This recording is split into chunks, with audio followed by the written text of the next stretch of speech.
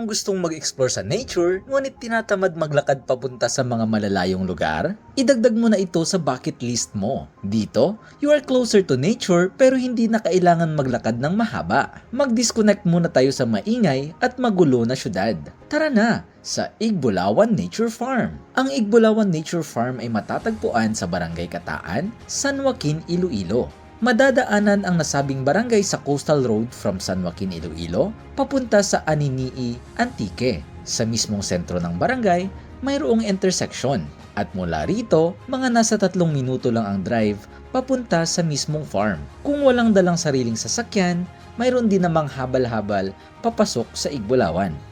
Ano-ano naman ang mga maaari mong ma-experience dito? Una sa lahat, ang relaxing na lugar.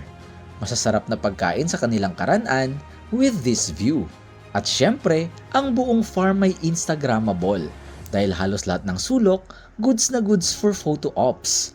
At sa gabi naman, may pa bonfire pa. Isa sa pinaka-the best dito ay ang quiet hours from 11 PM to 7 AM, kung saan nature feels talaga.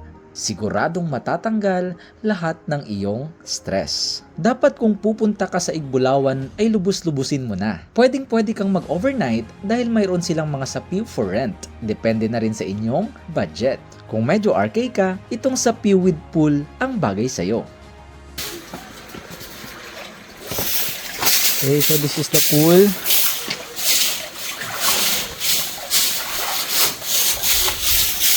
And merong tambayan with a net overlooking the mountain.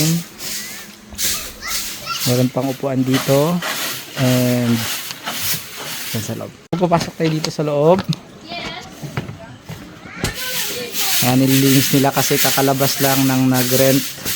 So iwan natin yung sapatos. Ayan, dito sa loob mayroong CR. May living area, meron ding papag, pwede rin tulugan, merong kulambo, net. Akit tayo doon sa taas, second floor. Yan, dito sa loob meron tayong room and may bed, good for family as well. Meron ding kulambo and mga kortina na pwede ring i-zip and i-close kapag gabi. And of course, meron tayong terrace dito. May upuan, terrace, meron na namang net. Paghapon maganda yung view rito lalo na kapag sunset. Kung medyo mababa naman diyan ang iyong budget, ay mayroon din silang murang sapiw para sa inyo. Ito nga pala ang sapiw na nirentahan ko. And meron din itong extra banig nandito sa baba.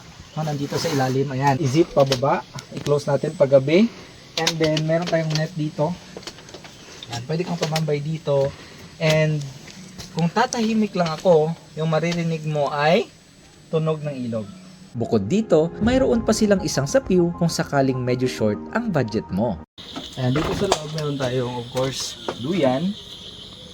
And pagpasok mo dito, mayroon kang matutulugan sa loob. Sa halagang 1,200, yun na po yung pwede mong makuha dito sa Igbulawan. But wait, there's more. Kung walang budget para sa sapiw, ito na talaga ang pinaka-affordable option. May tents rin sila na nasa campsite na nasa hundreds lang ang presyo. Regardless kung saang sapiw ka man or nasa campsite, maaari mo ring ma-experience ang bonfire. Take note, sa pang-RK na sapiw lang may kuryente. Maaari namang mag-charge ng inyong phone sa restaurant sa halagang 100 pesos per hour or magdala na lang ng sariling power bank.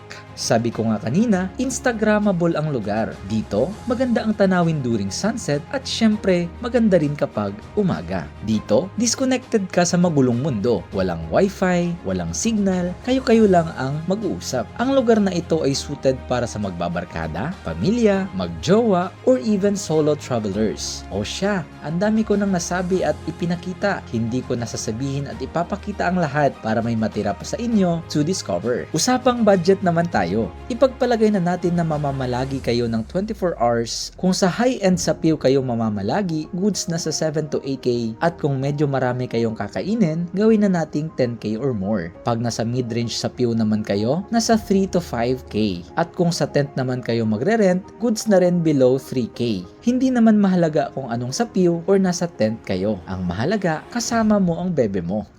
Ang mahalaga, you are closer to nature at malayo ka sa maingay na mundo. At higit sa lahat, tanggal lahat ng stress mo. I recommend this place lalong-lalo na sa mga taong gustong mag-connect with nature pero ayaw mag-hike. Hindi po ito sponsored vlog. Ito ay isang honest review mula sa isang ordinaryong turistang kagaya ko. Kung may mga katanungan pa kayo o nais magpa-reserve, mag-message lang kayo sa kanilang official FB page. Sa end part ng video na ito, baka mayroon pong ads na mag-play. Please watch and don't skip it po para kumita naman ako ng kahit konti. Follow for more contents like this.